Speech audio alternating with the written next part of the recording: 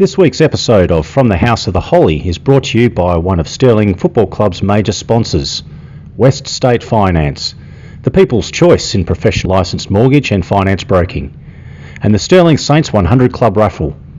Cash prizes of up to $2,000 are up for grabs, so get your tickets now. Enjoy the show.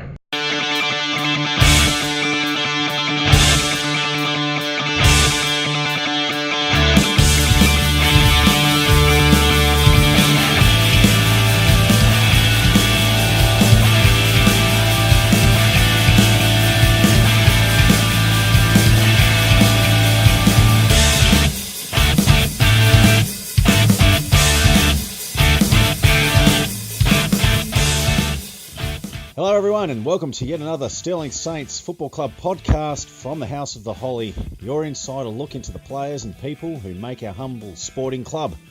I am your host, Damon Eaton, and with me is, as always, my reliable co-host. He says his favourite film of all time is The Departed, but secretly it is actually The Great Muppet Caper. It's a big good evening to Mr. Daniel Tilby. How are you going, Tills? Yeah, good day, mate. Thanks for the intro again. That's it, cat's out of the bag, Tills. Great Muppet. Yeah, I know. I thought that was our own little secret, mate. Well, it's only one of a few, mate. So yeah. Each week I'll be revealing a little secret of yours to everyone out there. Yep. Good on you, mate. Yeah, beauty. Bit tired tonight, Tills. We called to this morning just a moment ago, and we're a little bit run down this week, aren't we? Yeah. Tough week so far, but just scratching the surface of it so far, and more to come, eh? Yeah. Well, we can. Misery loves company, Tills. So we've got a very special guest, as always. All our guests are special guests, but we've got a very special guest with us tonight. I guess it's our first. I guess you could say our very first reserves interviewee, Tills. Yeah. Oh, he plays 2 games a week, so he fits into each category, really. Yeah, he does. So I'd say, quite a decorated person by all standards. He's a life member of our club. He's played his 200th game a couple of games ago, or 3 games. Well, you can't measure by games, as you said, 2 games every week, but about 2 rounds ago. He's our reserves coach. It's a good evening to Ben Mollett. Molly, how you going? G'day, boys. G'day, mate. Tilly, how you going? Good, Molly. Nice to have you on the couch, mate. Well, I just said to Damo, you're lucky you called me because I was snoozing, so just got me in time. Yeah, a guy just rang me about 10 minutes ago, and I was just shutting the eyes myself, actually, mate. Well, like I said, boys, the quicker we get started, the quicker we get to finish up, the quicker we get to go to bed. Us old folks, I guess we can't stay up till, oh God, it's only 8:30 in the evening. So, ready to go to bed already. So Molly, how you feeling, mate? Look, you're eldest, definitely. You probably are, I would have to say, the oldest player at our club still playing, correct? I think there's a couple of boys about the same age, but when we got to pull the 40-year-olds into the league team, it's not looking too good. But there's a couple of boys around the same age now. But I think yes, you're winning. I'm still winning. Yeah, I think so. Winning. You're doing all right there, mate. If you're like, oh God, geez, in your 40s, you're 40 this year, aren't you? I've got about a month to go, so I hope that month goes bloody slowly because not really ready to tick it off just yet, I don't think. Near 40-year-old playing 2 games every round, mate, and doing well.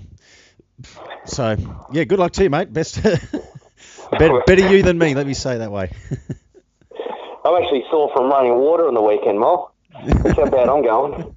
Yeah, well, I don't know. I think probably the last 4 weeks of playing a couple is catching up with me this week, but I may have to just play a couple of singles for a couple of weeks and get back in order, I think.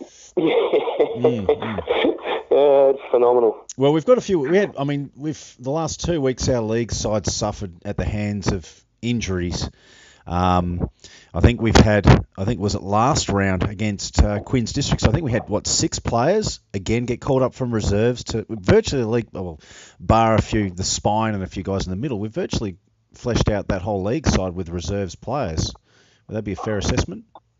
Well, I think I think it's pretty good that we've actually had enough blokes to pull together a reserve team, because you keep taking blokes out each week and we keep pulling together 18 blokes to hit the field. So you just wonder if you didn't have those injuries, Wow. things wouldn't be looking too bad. We'd have a bench in the reserves. Yeah.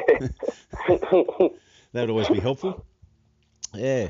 We'll do a quick wrap-up of the last round, round 6, Molly, if you want to come aboard with this. What would you like to start with? I mean, since you've been part of both teams, do you want to start with Resies? Because we haven't talked about Resies in the 5 episodes we've done this. Should we start with Resies and then go to League, or vice versa? Yeah, let's go with the Resies. All right. Okay. So, as you know, well and truly being the coach and being part of the reserve side for a number of years now, obviously reserves has been a very, very long time since we've seen a fairly even win-loss ratio. And this season has been much the same, where I think we're 0 wins and 6 losses. So Quins didn't help us there. We lost by, 136 points. 130 odd. Yep. Yeah, we kicked 1 goal, which is good. We kicked Probably a goal. should have kicked 2. Molly kicked it over beautifully. But, it was, we probably didn't have our most skillful bloke running onto it, unfortunately. Well, I wouldn't say it was a beautiful kick, but, it just did keep rolling on. Probably one that, an extra one we should have had. Definitely. Well. So, so I mean, one thing I know from, I didn't see last weekend against Quins, unfortunately I wasn't there, but the week before, round 5, when we were playing at home, just speaking to a couple of guys who were watching it from the sidelines, like Wade Tassif, who actually was working the canteen, he said it actually, despite the scoreline, it was a spirited play from the reserves.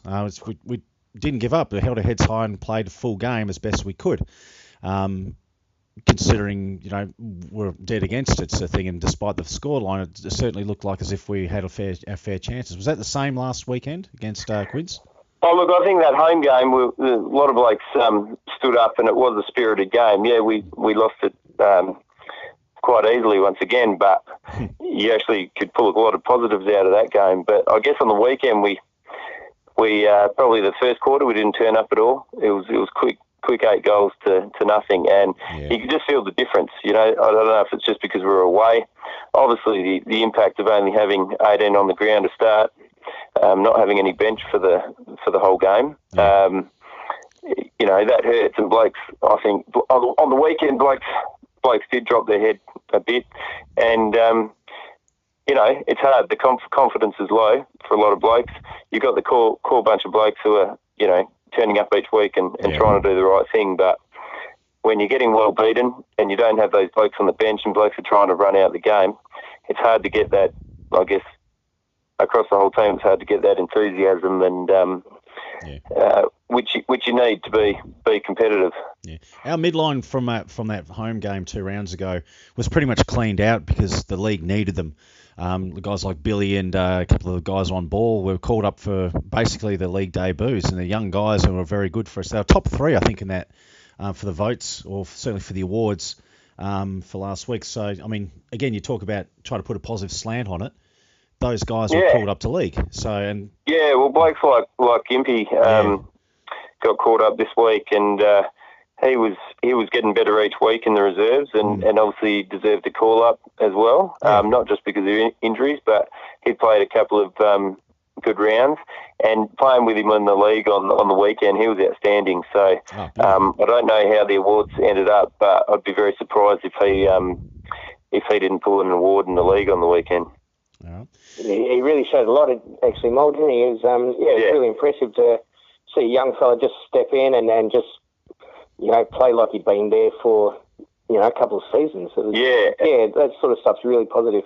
Look, I don't mean to jump straight to the league, but just with Impy in the league team, I noticed I was going to the bench a little bit and coming on, and listening to Kinga on the sidelines, and I know Kinga was getting a bit frustrated with a big chunk of the team not listening to some of the instructions at quarter time and half time about moving the ball on and getting it on the boot. But one bloke that was Impy, and not only did he play well, but he he's taken things on board and trying to do the right thing by the team. So, really impressive. So I'm impressed with him and a few other blokes, and hope they just keep improving regardless of the scoreline for the club.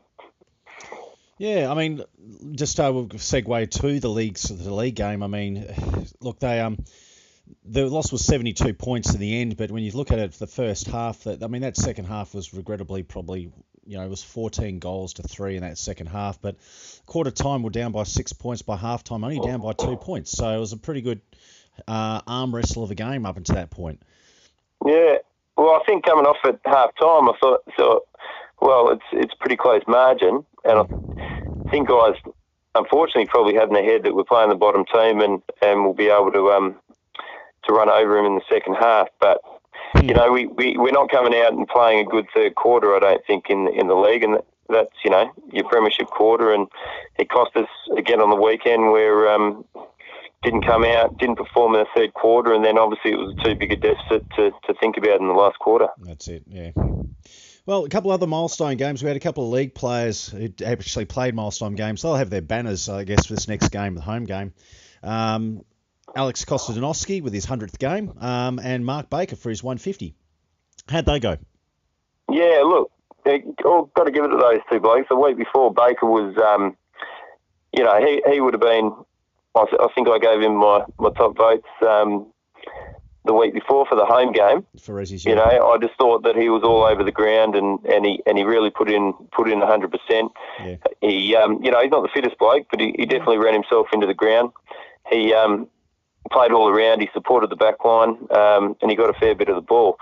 Yeah. And again on the weekend, he went up and played in the league. Yep. And acquitted himself well. And with Costa, he's one of those blokes that he's just stuck by the Rezzies the last few years, and bloke that you respect who turns up and he wouldn't have the greatest win-loss record playing for the Rezzies in the last few years, but he just keeps coming back, and he's one of those leaders in the Rezzies team that you respect. Yeah, I mean... Actually, he does... his consistency, he just never leaves anything out on the park. He just puts his 100% in, week out. A lot of guys, there's a few guys in that team that have that attitude, and without those sort of fellas, you'd be lost without those guys. So they're exactly. a true asset. It's hard when you're coming in week out. I remember Dennis last week saying that he's, with the club in this career that he's played so far, he's certainly seen more losses than he's seen wins. And I think even when Damo Lloyd, when I was interviewing him, he said, look, if you look through the players in our club, there's not many people have seen a grand final. Well, they've seen grand final actually, but haven't seen a flag. You, Molly, you're actually one of the very rare birds in our menagerie of our football club who have actually seen grand final success. Tell us a bit about that, mate. What's that like? That was 20 seasons ago. So, I remember growing up with my dad at North Beach, and he only ever got to experience one or two finals, let alone never getting the chance to play in a grand final. So, having played in an A grade grand final in '99, that's a great memory. Yeah. Unfortunately, I left it. Well, not unfortunately, but I left that club.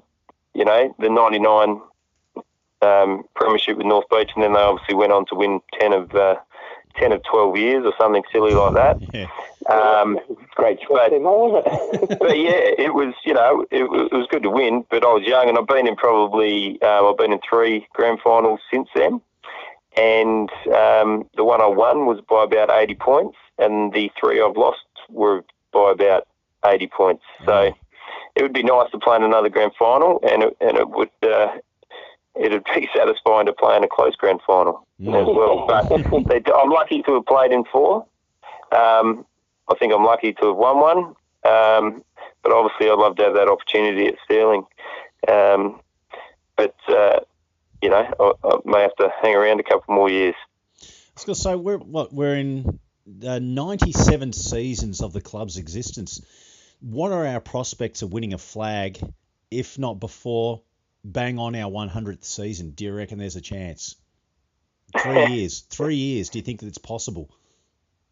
Well, look, a lot changes in a week of footy, so you just every season's a little bit different. You never know what's going to happen. Obviously, we're in a bit of dire situation at the moment, but we've gone up and down as a club.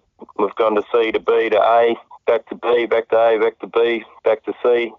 You know, you go up and down, and different players come through your club at different times. I think over the years, the players that have come through our club, I just, shake my head and think, Jesus, with the players that have come through the club, we could have been the greatest club of all time. But, situations, your luck doesn't always go your way, and the stars haven't always aligned. So it'd be great to have a number of those players having come in and at the same time. Yeah, that's it. Yeah. So look, I'd like to think that we've got a chance, but you just take it a week at a time in footy, don't you? That's right.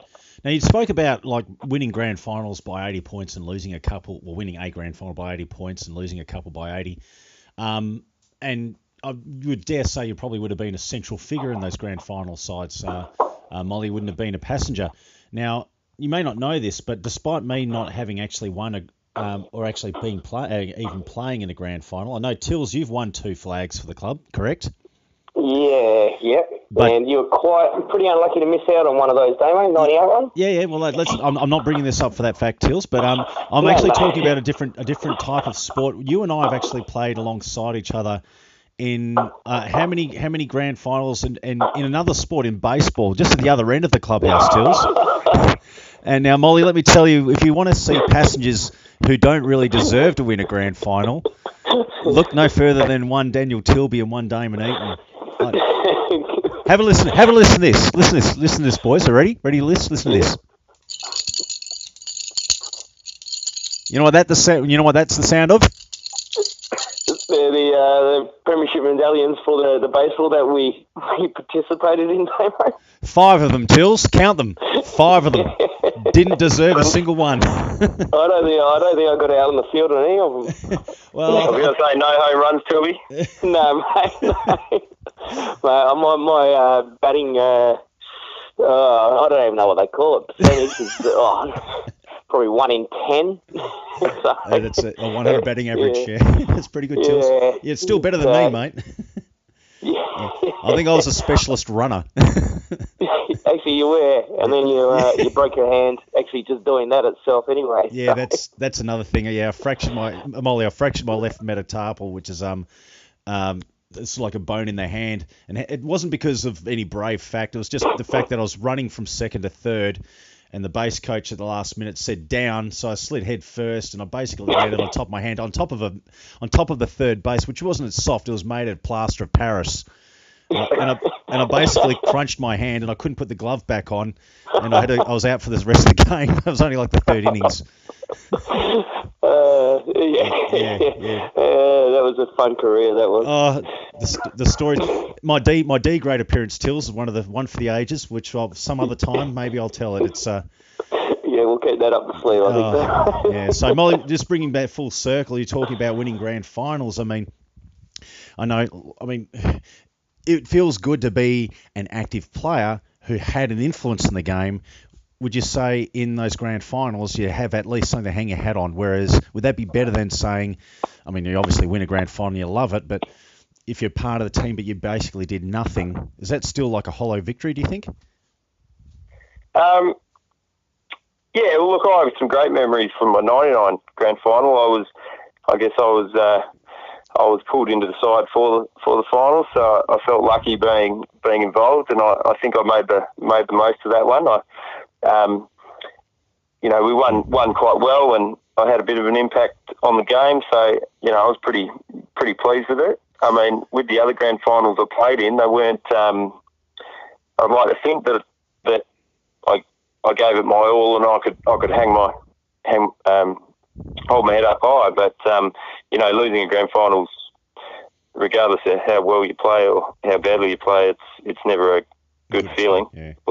It's always a disastrous feeling.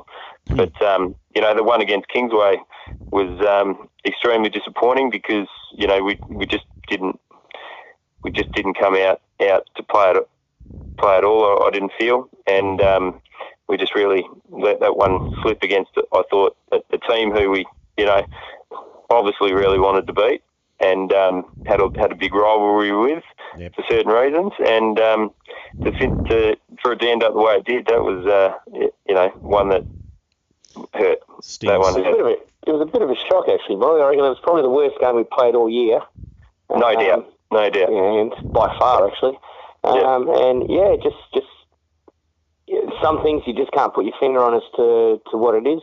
It's and you look at those opportunities in the grand finals, and you think, well, you just don't get any second chances. And if you miss your boat, then you end up on the wrong side of the coin there. That's for sure. No, they are funny things, grand finals, and I think regardless of who's the favourite for a grand final, that all goes out the window, and it's just generally you just need to turn up and play, and you never know what's going to happen. But it'd be nice. It's nice when it goes your way. Indeed. Well, let's look at this weekend then. Seeing if we're rebuilding. I mean, we've won 3, we've lost 3. So we're sitting currently 7th. We were 3rd. I think, no, 4th on the ladder before last weekend's game. We've now slipped to 7th with 3 wins, 3 losses. So we now are looking at, this is the league side we're talking about, by the way. 3 wins, 3 losses. And Bassendean are 3rd with 4 wins, 2 losses. The reserves, of course, we're sitting rock bottom. We're the only side yet to get a win with 6 losses. And Bassendean are sitting 5th with 4 and 2. So both Bassendean sides are 4 wins, 2 losses against us. What are our prospects? Do you think for both sides as far as what are we going to get out of this weekend? As far as what would our game play for this weekend for reserves, Molly? And what are our prospects? Do you think for our league side this weekend? What's going to get us over the line?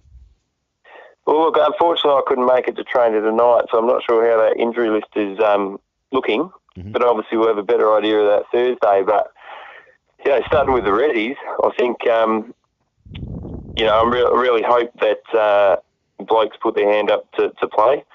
We got some a couple of decent footballers who perhaps have only played 1 or 2 this year, and you just, I won't mention names at this point, but just hope they start putting their hand up to play, and so we can get 22 on the field. I think if we can get 22 and you have that bench, we're obviously going to be much more competitive. But if we keep pulling 17, 18 blokes, then it's going to be hard on all those blokes that keep coming down and putting their hand up. I mean, to run out a full game, you expect that you're going to be in trouble in the second half every week because especially in this weather that we're having, it's a bit hard to run out with that number. With the league, I think, blokes like Dish and Marty, they're invaluable for the league team. Yeah. I reckon Dish is playing real well. Obviously, Marty was before his injury, so you get blokes like that back, and suddenly you're highly competitive again. Look, we're depending on injuries, but if the blokes can acquit themselves well, obviously we just need to go out, be enthusiastic, and give it 100%. So the formula doesn't change. We need the bodies on the track, the people to put their hands up and to be a part of the team, in essence. Well, exactly. All right. On a positive note there, Dale, I reckon we've had quite a few new faces come down to the club in the last few weeks, which has been really good. And I reckon it's true. If we had our best 22 in the league, and everyone's available, the Rezzies wouldn't be too far away from actually being really competitive and snatching some of these wins. And it would be really nice and positive for those Rezzies blokes to have a bit of success, because they do work hard. Yeah. We had Simo used to play for us. He played his first game for us in the league last week, and picture him and a Damo Lloyd up forward together. It's a pretty imposing forward line to be coming up against, that's for sure. Well, Simo kicked 4 on the weekend, didn't he?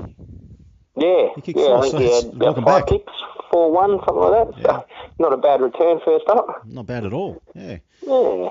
Well, that's look, Simo's an imposing bloke, great bloke, and he's playing next to him on the weekend. It's you feel confident being around him. So I think he has fantastic hands, and if you can get around his toes for the odd one that goes to ground, then you feel really confident. So he'd be fantastic if we could keep him around someone like Damien Lloyd to give you a lot of options. Absolutely. Yeah, no, really good.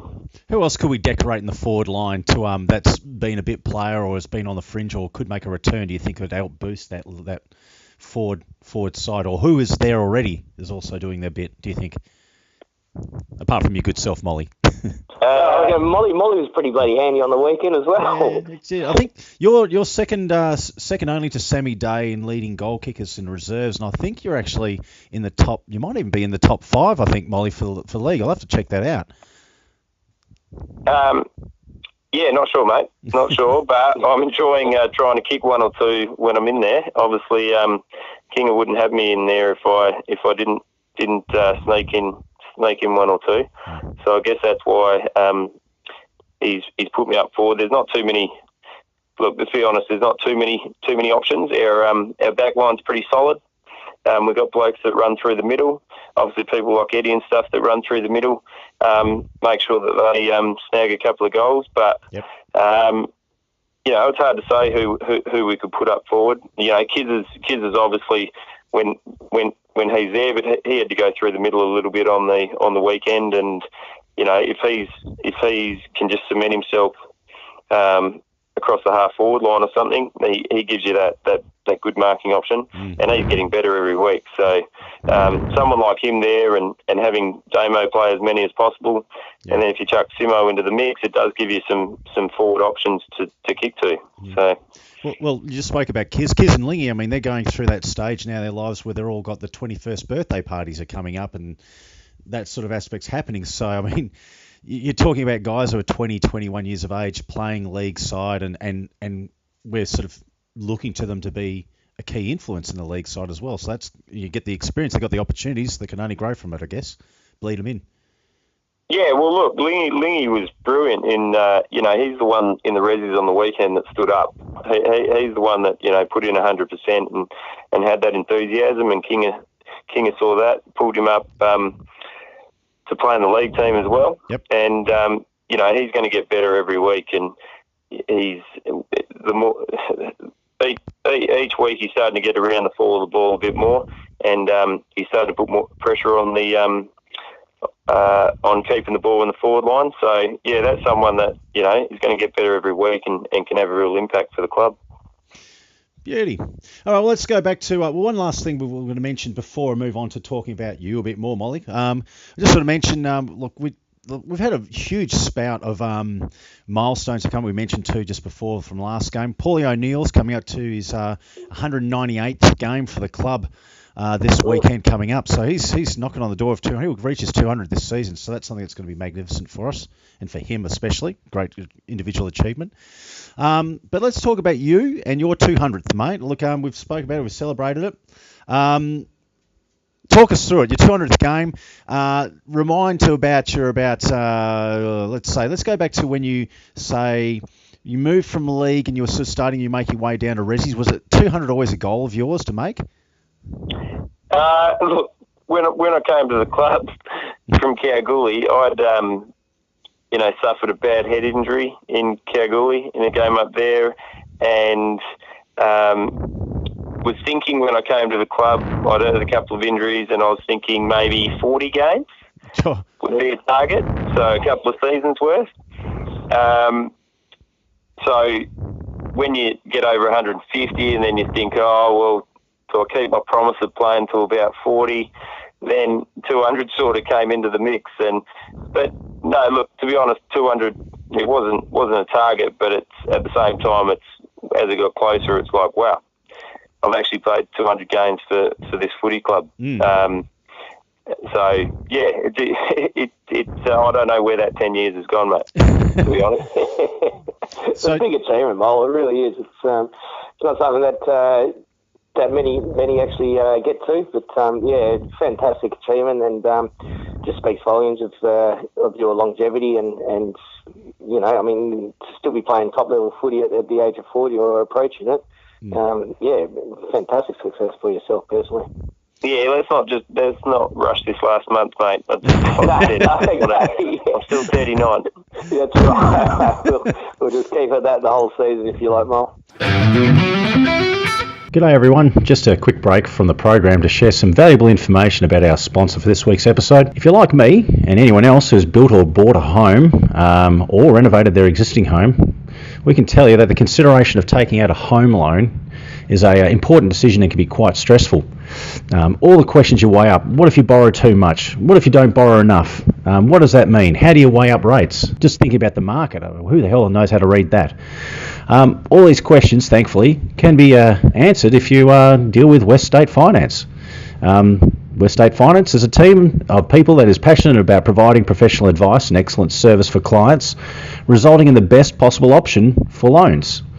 They're experts in their own fields, and there's many fields that they cover.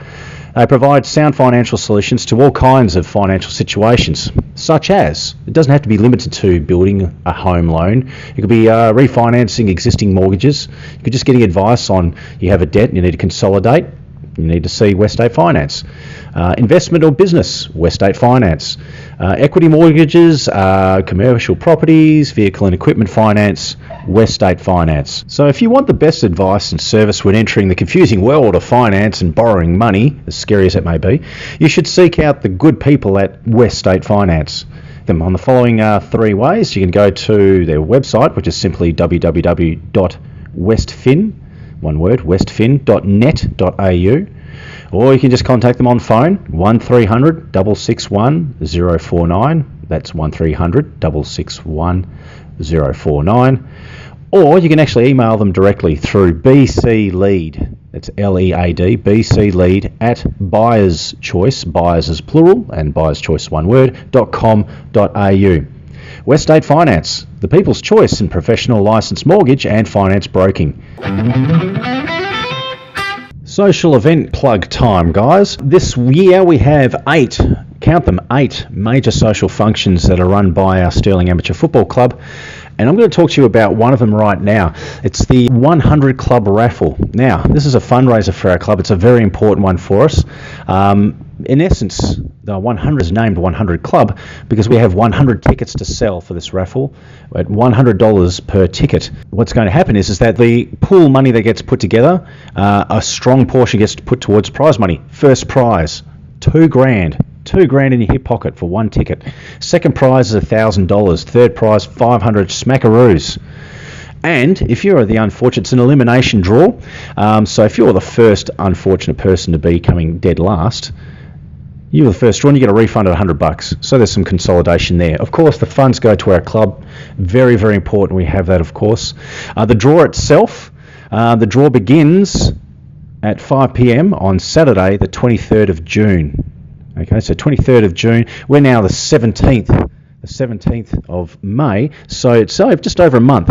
So you've got some time to pool your money. We're thinking that the draw will conclude around about 8 p.m.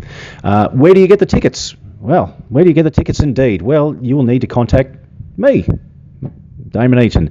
Now, you can do this a number of ways. You can contact me on my phone number. That's 0400 988 313, 0400 988 313. You can email me via my Hotmail address. That's Deaton, Deaton 13 at hotmail.com.au. Or you can actually communicate through to me either in the comments section of this actual posting, wherever it be, whether it's going to be the Stirling Saints closed group Facebook page or the open group of the Stirling Football Club. You can put in comments either the way of those questions. You can let me know that you're interested and you can book your number. But get in quick because we've already got, we've started ticket sales 2 weeks ago and we're already 20 tickets, about a fifth of them. A fifth of them are either booked or paid. So if you have a favourite number, get in quick. You don't have to do it individually. You can buy more than one ticket. You can get a syndicate going. So again, Saturday the 23rd of June, you will have drinks and nibblies provided during the draw. So for the 3 hours from 5 to 8, pretty much it's going to be your $100 ticket. If you can't make it on the night, of course, we will actually try to broadcast it live on a live stream on Facebook. And of course, we'll contact you if you can't make it on the night to be there and be part of the festivities. We now return you to this week's episode of From the House of the Holy.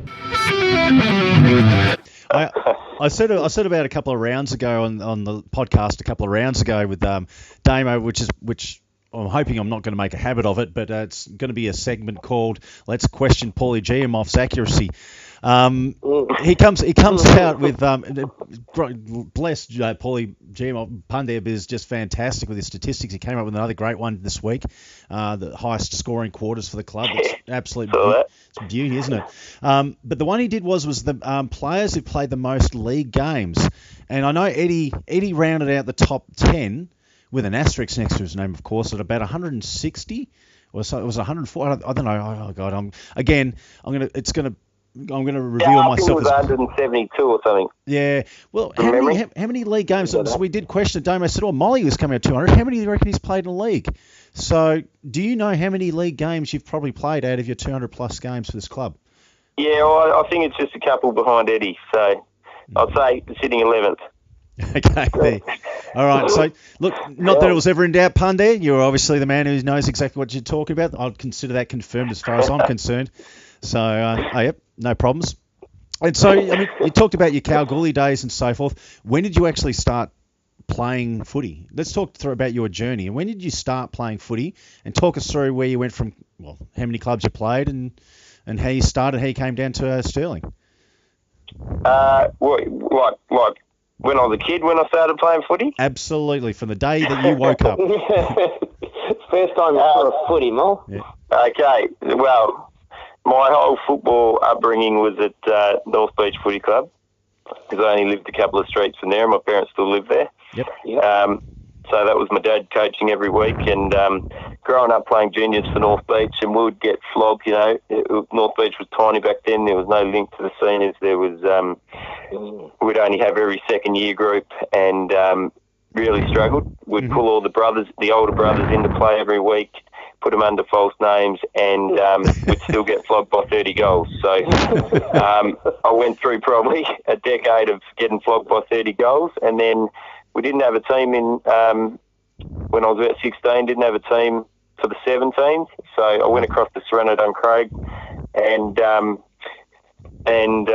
beat Korean Cats, actually, which was fantastic because they'd flogged us for the last decade, and beat them in the 17s grand final by 10 points, which was against all the blokes that I went to high school with. So that was pretty satisfying.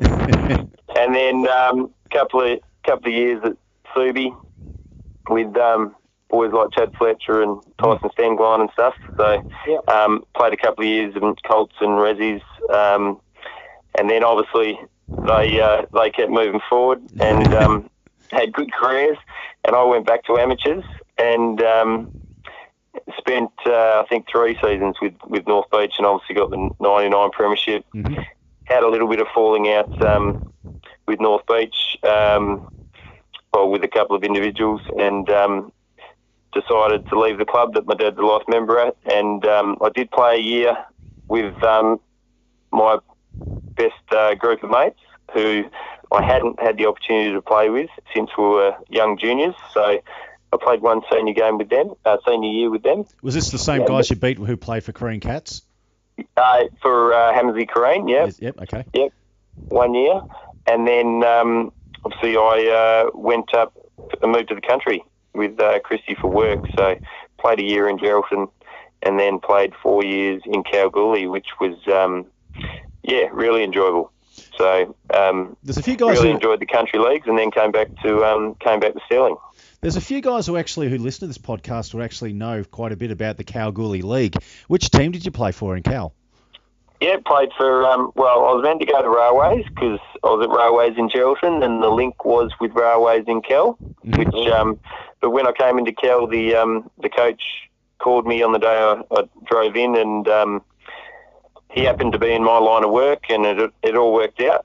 So I ended up playing for Kalgoorlie City, which is the black and white Yep. team on sharing the same oval as Railways. And I did say I'd never play for a team that was black and white, but I must admit I did really enjoy those 4 years out there playing in that competition. They're the Kangas, aren't they? Yeah, the Kangas. Yep. Tils, what team did Ad Tas play for? He played for Mines.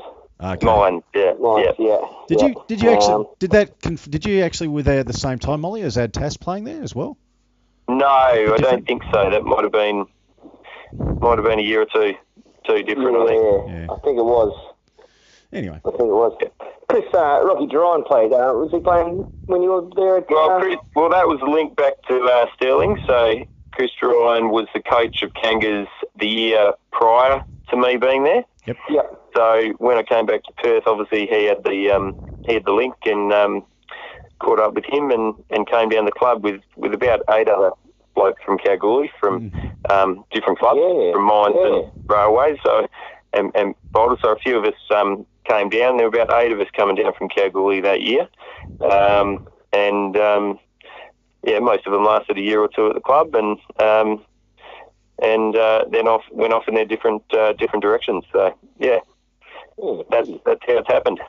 It's good for Tils. It's good news. We've had stories at our club of guys who've stayed at our club and then they've got their release from our club and played and been pinched by another club. It's good to hear a story for once, such as yours, Molly, where we've pinched someone from some other club and he's stayed with us for 200 games. That's actually a bloody good thing, a good story for us. So, yeah. Pretty rare feat for us, actually, Damo. Held on to a bloke. So, what's wrong with you, Molly? Why have you stayed around the club for 200 games, mate? You passed up. I don't know. Good question. No, look, I've enjoyed the last 10 years. Look, coming down to Stirling, I was never going to come back and then move again. And like I said, when I came, I was planning on playing 40 games, but then the next pre-season comes around, and I'm pretty addicted to footy. So you just keep coming back year after year. And like I said, I played with some fantastic blokes, and the blokes that have come through the club, you just you wish you'd some of those had hung around a bit longer. And I think with the blokes that have come through, there's no doubt we could have tasted more success. But that's how things go, and people have other priorities and different things in their life, and things like work pop up, and you just sometimes it all aligns and other times it doesn't. Do you still get pre-game jitters? Have you ever had pre-game jitters? No, look, I get jitters about a lot of things, but footy's probably the one thing in my life that I've never really got jitters about. I mean, probably in those grand finals, you do feel the jitters a bit because you really want it to go well. And there have been times where I've had those jitters, I guess, a bit before the game. But as soon as you run out on the field, I don't think you feel that at all because you enjoy what you're doing, and you sort of have some confidence in your own ability and your skills and so forth. So once you're out there and you touch that footy, I reckon it's the one of the best feelings in the world. Yeah, it certainly is. Tils, do you sometimes do you still sometimes have it when with the pre-season's gearing up? I know even this year it was different for me because of not playing, but I still have the beginning of the season, the pre-season when it's getting closer to round one. I have those sometimes sleepless nights where I've got to settle my mind down. I'm thinking maybe this year's the year where we actually do all right. I actually am part of a team that maybe this year's the year that the reserves all of a sudden shocks the world and actually just we blow everyone out of the water and we finally make that grand final again and clear those 20 years and put a good little bookend to the 20 years of 98 to 2018. Do you sometimes still have that, Tils? Do you still have that from the guys on the sidelines? You get that? So, mate, as the season approaches, it's very harrowing for me. I've got to remember how the bar works again. Run around, make sure I've got everything. You always approach the season with anticipation that we might be all right this year. And you just hope for the boys that they have that success, because it is a big commitment, and you just want the boys to enjoy their time down there. Success is great. Yeah. It's amateur footy. It's not the be all and end all of everything, but you go out there with purpose, and you try to do everything to your best of your ability, and success is the measure of how well you're going. So, each year you never know. You're pensive. You're hopeful, and you slowly get onto it, and just hope that Molly doesn't call you for put the boots on. That's for sure. Which you've done how many times this season, Tills? I've done once, mate, and that was I think I'm still recovering from that. And running water. Yeah. Well, Molly, you've seen a bit of success this year, sort of off the field, I have to say, because with the Thursday night events that we have, mate, let's run through your winning. I mean, you and King has pretty much had the lion's share of all the wins. No one else has really had a look in. You've won. We played, I think, our third round of poker last Thursday. I think you won the second round. Was that right? Or you split the first round? I think. Well, unfortunately, I missed the first and the third round, but I won. Yeah, I split it. You probably call me the winner. I split it because I felt a bit sorry for Fraggers. He gets a bit upset. Don't feel sorry for him, mate. He does. Don't feel sorry for him. He's top of the table on the leaderboard. He's featured in the top three all three rounds. You don't need to feel sorry for the guy. But, so there's that one, and the pool. Yes, you won the first pool comp. That was a bit easy. King had put up a little bit of a fight, but that one probably had in the bag quite early. And then there was a minute to win it. Look,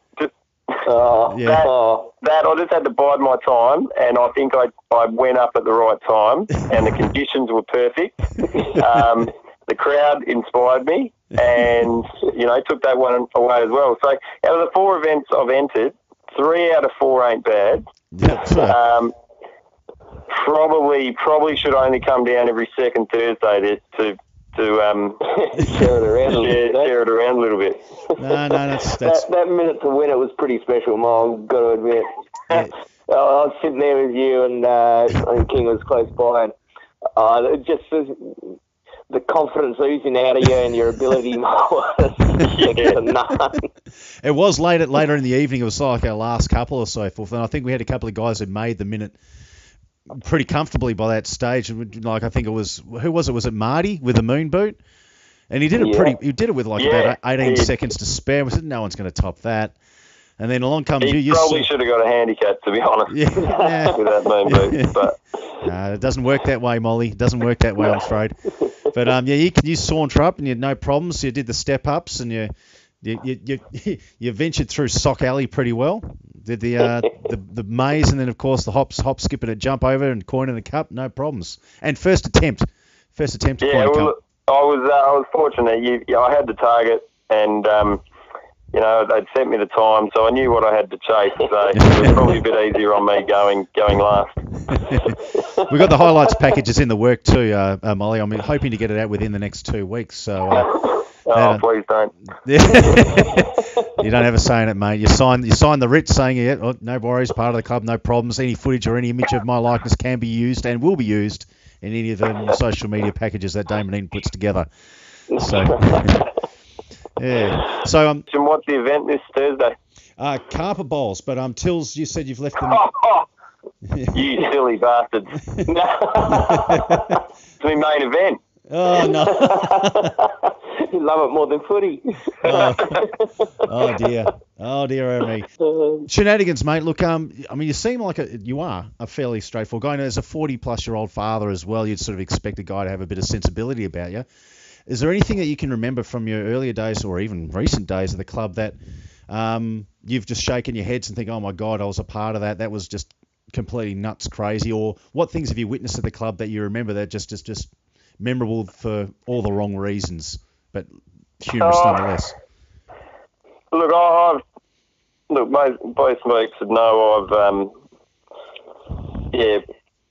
taken it pretty easy in the time that I've been down at Stirling. I mean, I came from Kalgoorlie for 4 years, so the stuff you get up to up there, and obviously I didn't have kids up there, and there's with 26 pubs and stuff, you can't stay away from it up there. So when I came back to Stirling, I have been pretty mellow.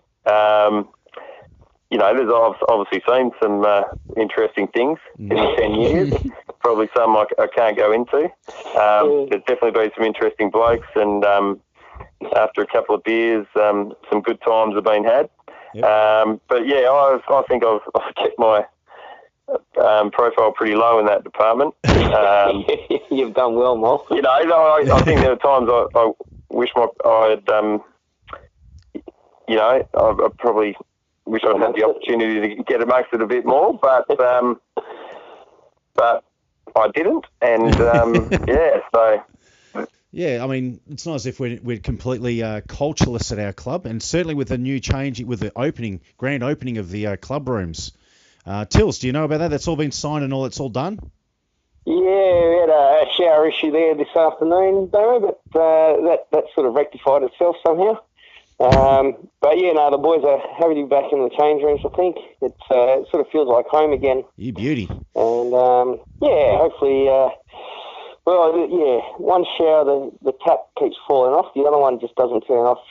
And then there's two good ones. And so, yeah, it looks pretty. I was going to say, the tiling's fantastic, the plumbing's the same as always. Yeah. You can't adjust the temperature on it, though. It's just a set temperature. Okay. So if you want a colder shower or a hotter shower, then, you're sort of stuck there. Sorry, lads. Okay. All right. Well, let's just... Oh, mate, it's full of good news.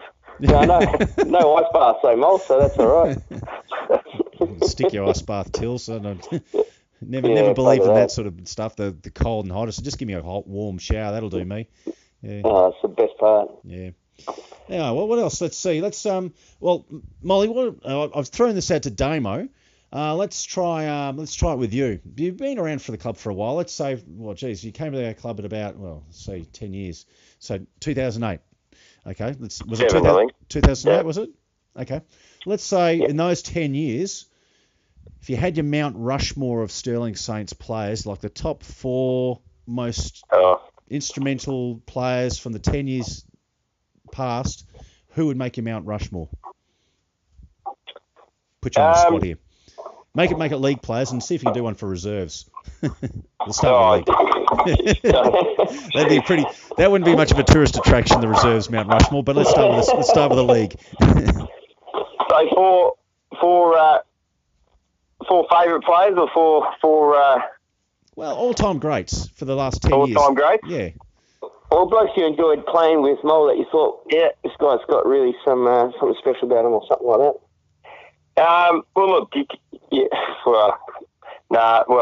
That's a hard question because you're always going to miss some blokes out. Obviously, Damo over the years has been one of those. Yep. He's fantastic to watch, especially in the air. Mm-hmm. And for a bloke that's aging as well, he still has that athleticism, which is fantastic to watch. So you got to admire that. Someone like Kirsch, probably for me, he was mercurial and had the skills around goals especially. Yep. But he was just a quality bloke, I thought, and I thought always a bloke that I got along well with.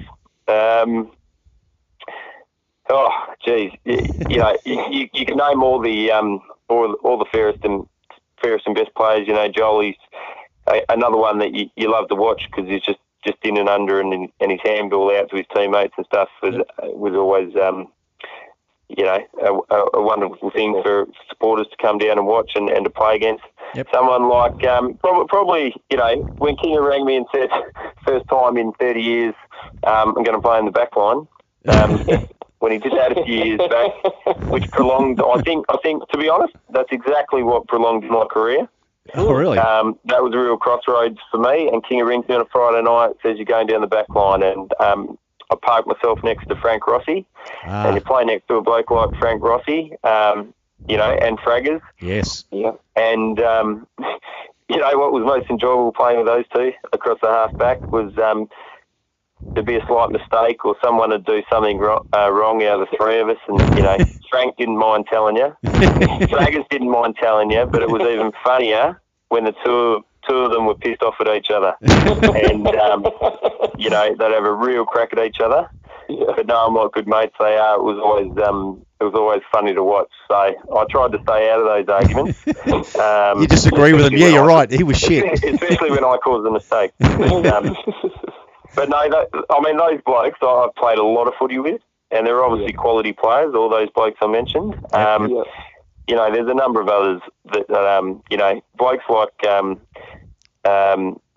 Barry Harrington and Harrow, yes, and Ben Owen and blokes like that. When I first came to the club, they were blokes that I got along really well with and really enjoyed playing with. They weren't your standouts on the field, but they had their job and they did it bloody fantastically. So, they were always the blokes that you had to have in your team. Yeah. Someone like Luke Ferrarola for me was another one who just did all the team things, and you have him in your team, you feel confident. He's always bringing you into the game.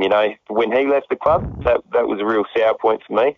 And there's blokes like that I have a lot of respect for. So, but like I said, that's 7 or 8, and I feel guilty because there's another heap of blokes that I should mention, but they're the ones that pop to mind that I've played a lot of footy with.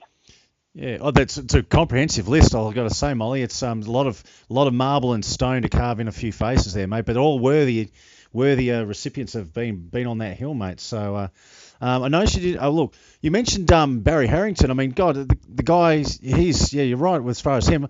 He is super fit even now. Like, if he's older than me, he's older than all of us. And he's doing half Ironman sort of triathlons. So he's just an absolute machine. I remember about maybe 6 seasons ago. By that stage, he'd already left the game and came down and did a couple of pre-seasons, I think, with us, a couple of just trainings. And like I was, I certainly wasn't as fit as I used to be, but I certainly was no slouch. And like him and I sort of partnered up because we were the older statesmen of this pre-season. And he was kicking my ass.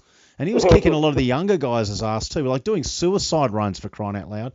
And that's supposedly a young person's, the knees, the quick, sharp runs and stop and start. But he had a tank, and he'd be tapping you on the back, hurry up, keep going, sort of thing. He's an absolute machine. Mate, he's a machine. He's since he finished the footy, when he retired, and he got straight into triathlons, and he's just been going hammer and tong with those for the last few years. And he if he came down the club now, I'm sure he'd be one of the fittest blokes down there. Oh, without a doubt.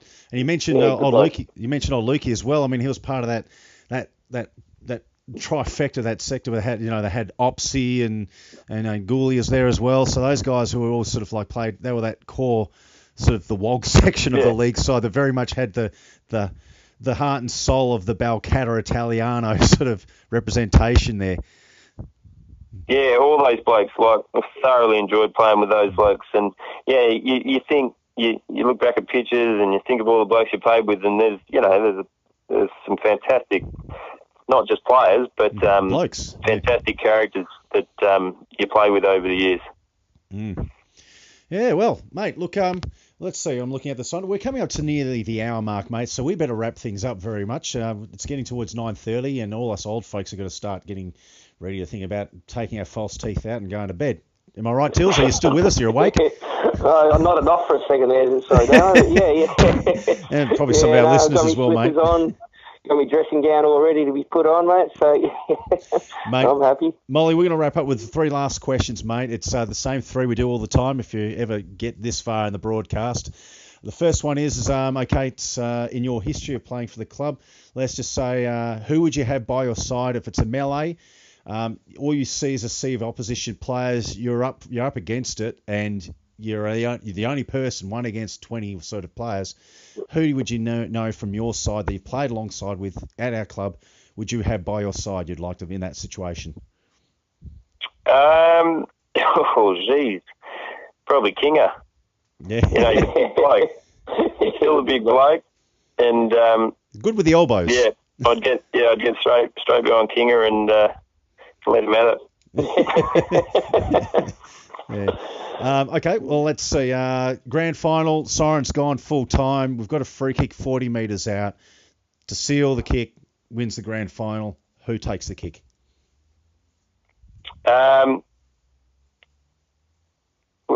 Look, without not saying I'd love to take it because I'd love that opportunity. Yeah. So that'd be a great feeling. It's one of those things you dream of. Absolutely. But if I had to give the ball to someone,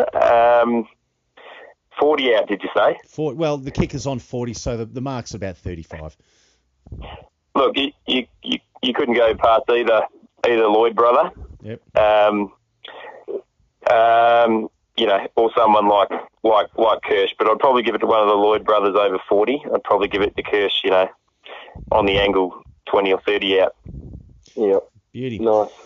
And the last thing I've got to ask you, mate, look, hopefully it's not happening anytime too soon. I know you love playing the game, but it's the retirement match. Mate, if you got to say, this is it, this is the time, I'm done, this is the last game, who would you have, which two blokes would you have cheering you off at the end of your retirement match? Oh, gee, that's some tough ones here. I hate talking about people because you always walk away and go, geez, I can't believe I've missed that bloke. Or I should have mentioned them. But it's not supposed to be easy, Molly. It's not meant to be easy. It's tough at the moment. I would say, I'd probably say Packy at the moment. Yep. Would be one because I've had a lot to do with him over the last 10 or 11 years. Yep. Even when he went to Kingsway as well, but he's back and he's probably one that I would have. I've enjoyed playing with him. Yep.